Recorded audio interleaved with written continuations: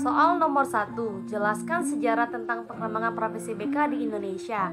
Jadi, BK itu telah terbentuk pada jauh sebelum era kemerdekaan. Nah, dari bimbingan inilah siswa tuh dipupuk untuk sama-sama merealisasikan suatu kemerdekaan. Lalu, setelah kemerdekaan ini, BK dalam sistem pendidikan Indonesia mengalami banyak perubahan. Dari namanya, dulu bimbingan penyuluhan BP pada kurikulum 1984, lalu kemudian pada kurikulum 1994 berganti lagi nama menjadi bimbingan dan konseling sampai saat ini.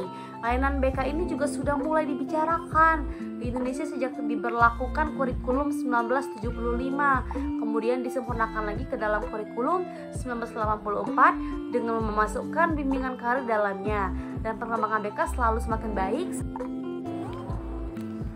Nomor 2, bagaimana kondisi perspektif BK di sekolah pada saat ini dan masa depan?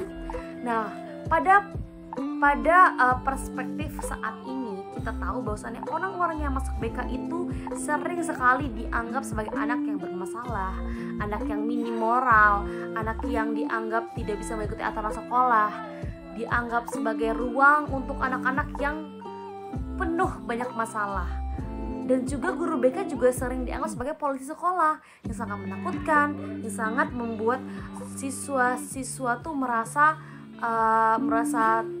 tidak akrab dengan guru BK-nya. Nah, ini adalah perspektif yang salah tentunya. Alangkah baiknya kita mengubah perspektif ini ke depan harinya, yaitu dengan cara kita sama-sama memberikan doktrinan atau memberikan perspektif baik bahwasanya guru BK itu adalah gurunya seluruh siswa di sekolah. Tidak hanya guru kelas 10, kelas 11, kelas 12, tapi guru untuk seluruh anak kelas 1, 2, 3. Nah, lalu kita juga harus memberikan pandangan-pandangan positif pada guru BK. Di ruangan BK tersebut juga bukan untuk anak-anak yang bermasalah saja, tapi seluruh anak yang memiliki keluh kesah, yang memiliki masalah, yang ingin bercerita, itu bisa dengan guru BK. Guru BK bisa menerapkan layanan-layanan yang ada di BK untuk anak-anaknya.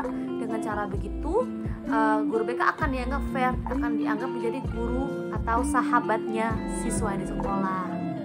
Soal nomor 3, jelaskan peran nilai-nilai pribadi konseling. Nah, secara umum nih ya, peran konseling itu dimaknai sebagai hubungan yang bersifat membantu.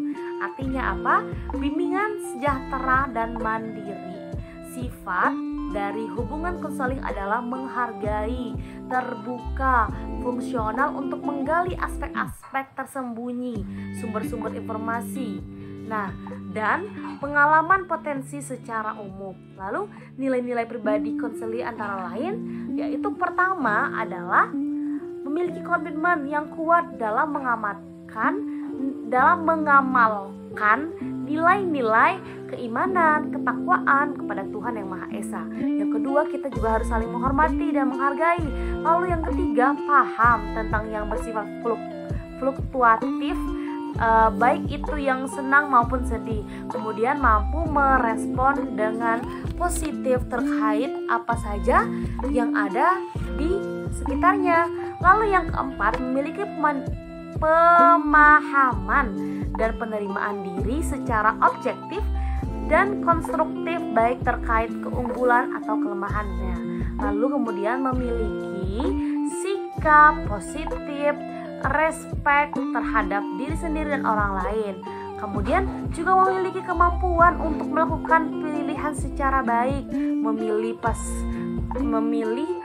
seperti halnya juga memiliki rasa tanggung jawab yang tinggi, lalu memiliki kemampuan berinteraksi sosial atau human relationship, lalu memiliki kemampuan dalam menyelesaikan konflik, mampu mengambil keputusan secara efektif dan rasional.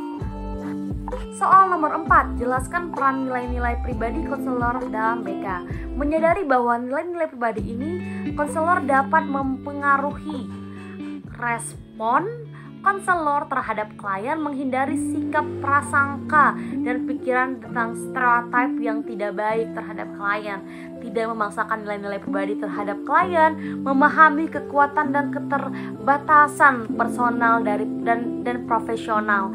Nah, maka dari itu kita sebagai konselor juga harus memiliki nilai-nilai kepribadian, yaitu diantaranya memiliki kepribadian yang taat, yang kuat, bersikap menerima seseorang sebagaimana apa adanya, berempati yang tinggi, jaminan terhadap emosional yang bisa mengatur, kemudian bisa mengatur emosional maksudnya. Lalu yang kelima, menghindari nasihat-nasihat, karena konselor di sini bukan memberi nasihat tapi pengarah, memberikan arahan.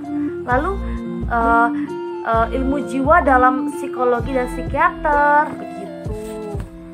Yang kelima, jelaskan bagaimana hubungan kerjasama antara anggota profesi dan teman sejawat, berikan contohnya. Nah, dalam membina hubungan antara sesama orang, sama anggota profesi yang ada, baik dengan lulusan manapun diperlukan adanya sikap-sikap saling menghargai, respect, tolerance sebagai anggota profesi. Jadi kita harus saling bekerjasama, kooperatif, harus saling bersinergi. Sebagaimana kita juga harus saling berhubungan kooperatif dengan teman kerja yang baik sesama tenaga profesi maupun profesi lainnya.